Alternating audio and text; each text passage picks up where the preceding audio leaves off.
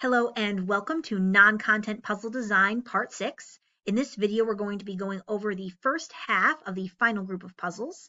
All of these puzzles work for both digital and physical breakouts across multiple combination types. Before we get going, I just wanted to give a reminder that the entire contents of the slideshow that I'm about to show you in this video is available over on Teachers Pay Teachers at my store, The Librarian Room of Requirement. See link below and in the video description. Welcome to our second group of the multi-lock type puzzles. These locks are going to open with multiple different types of combinations. Hidden picture puzzles are good for kindergarten and up. It's a mental type puzzle, so it will work for digital and physical breakouts. Hide numbers, directions, arrows, shapes, or letters in an image connected to your story. Use a common order for an easier puzzle. Use scramble, letter number swap, and/or decoys for harder puzzles. If you are doing a physical breakout, you can circle letters, numbers, colored objects, or draw shapes and arrows on various images/theme-related papers with a UV pen. Over here for our sample puzzle, we see all of these letters mixed in the background of the little duck and the flowers. Y-E-L-L-O-W is going to be the combination, but they also threw in some decoy letters. Match pair puzzles are appropriate for kindergarten and above. It's a mental type puzzle, so it will work for digital and physical breakouts. Put clearly paired objects in a picture together. One has established the common order and the other is the combination. Works with all locks and teacher codes. In the sample over here, it says, "My favorite thing about new food is how it can bring family members together." So that's a clue that we're supposed to be looking for different aliens that belong to the same family based on what they look like. So one of the sides of the aliens has a number on it, the other has a letter. The numbers are giving you the order. So this one is connected to the D because they look the same. That's going to be our first letter. Then we have this 2, which is connected to the I. We have the 3, which is connected to the N. And then we have the 4, which is connected to the E, spelling out dine. Maze puzzles are appropriate for kindergarten and above. It's a mental type puzzle, so it will work for digital and physical breakouts. Put letters, numbers, directions, colored objects, /dots, or shapes en route from one end of the maze to the other. Scatter diversions around to make it more challenging. There are many maze generators online available for you to use, and then you simply add text boxes and/or clip art. So here in our sample puzzle, we have a pirate over here and then a treasure chest over here. So as we pass through the maze, we're going to pass through 4 letters. The G, the R, the O, and the G again, giving us our answer of grog. Path puzzles are appropriate for kindergarten and above. For our first option, we put letters, numbers, shapes, colors, or arrows on the correct path for combination, teacher code, or key location. For option number 2, you use the directions traveled for the combination, teacher code, or key location. Here in our sample puzzle, we have Scaredy Squirrel, and he needs to get back to his nut tree without being stung. So over here, he's surrounded by bees on either side, so he's going to have to go to the right. And then in order to get to the nut tree, he's got to go to the right again, and up twice, giving us our combination of right, right, right, up, up. Path Part 2 is appropriate for 6th graders and up. It is a mental type puzzle, so you can do it with a digital or a physical breakout. With this option, you're going to be creating multiple paths, each with one part of the combination/teacher code/key location. The endpoints, or the line the path travels, reveals each color, shape, number, or letter. So I have 2 samples for you. This one over here is giving you the path laid out with each of these little dots. So for this one, we're looking for the 2 points that are connected just by going down, which is the blue. And then we have our next one, which is connected by going right and up, which is going to be the green. For this one, it's the right, down, left, which is going to be the purple. For this one, it's going to be the one that goes up and then right and then down, so it's going to be the yellow. And then for our last one, it's the one that goes right and then down and then right and then up, which is the red. On this side over here, it says what number opens the portal. On each of these little squares, it has letters from each of those words. So we travel the path of what to get our first number from over here, the path of number to get our second, open for our third, and portal for our fourth. Sequencing puzzles are appropriate for kindergarten and above. It's a mental puzzle, so it will work both for digital and physical breakouts. For a sequencing puzzle to work, you have to have objects that go in a specific order.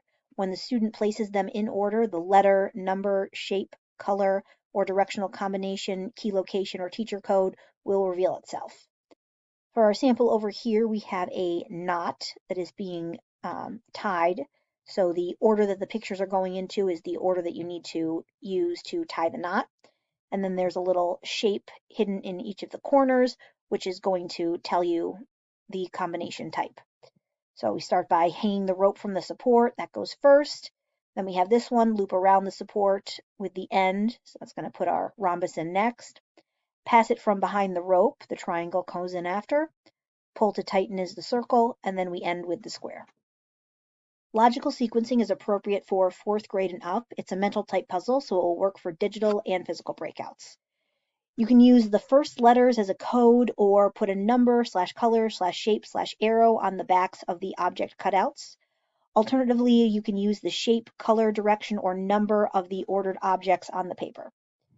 So here is our sample. Frog Belly has planted 4 different types of seeds: strawberry, asparagus, daisy, and eggplants, each in their own row. Determine their order and learn the combination to their lock. Number 1, the strawberries are not on either end. Number 2, the asparagus are somewhere to the left of the daisies. Number 3, the eggplants are to the direct right of the asparagus. Number 4, the strawberries are not next to the asparagus. So if you take all of those clues into consideration, you will get a specific order. Pattern puzzles are appropriate for kindergarten and above. They are mental type puzzles, so they will work for digital and physical breakouts. Put a series of colors, shapes, directions, arrows, letters, or numbers in a pattern and then leave gaps. The combination is what's missing. Works with all locks, key locations, and teacher codes. I have 2 samples for you here. The first is this puzzle, where we have the pattern of the lights in the UFO, and some of them have been put out. Says it looks like the customer's ship has some broken landing lights. I hope they find the right color replacement bulbs. So over here, it's giving you the pattern. It's going to be green, red, yellow, then green, and then there's a blacked out space. So our first one is going to be red. Then it's yellow again, green, and then the red. So this is going to be yellow next. And then it's going to be green, red. Over here for this one, follow the pattern of the pumpkins from the top to find the candy. So it's giving us our order here with these first 4. It's going to be star, circle, triangle, and square. So the missing one here is going to be star. Then there's going to be a missing triangle, another missing triangle, then a square, and then a circle. And that'll be our combination. Minesweeper puzzles are appropriate for 4th grade and above. They are mental puzzles, so they will work for digital and physical breakouts. Create a Minesweeper puzzle with a set of problem squares, some seen and some not. Make a key indicating how many problem squares each object is touching. The combination is the directions through the maze avoiding the problem squares, or the letters, numbers, shapes, or colors in the correct path. So here is our sample. It says, pass through the gum-dropped floor to reach the second glass elevator. VS remembers entering through a green door and going out a red one. She claimed the room is laid out in squares that will drop if you step the wrong way. The rules are: 1. Step on no gumdrop squares. 2. Green gumdrop squares are touching one drop square, either on the side or diagonally. 3. Yellow gumdrop squares are touching 2 drop squares, either on the side or diagonally. 4. Red gumdrop squares are touching 3 drop squares, either on the side or diagonally. 5. Don't step diagonally or the whole floor will fall. So we know we have to enter in through a green door, so we have 2 options available to us. This is a red gumdrop, which means it's touching 3 drop squares. So all of these 3 must be drop squares, so we can't use this door. Therefore, we'll have to use this door.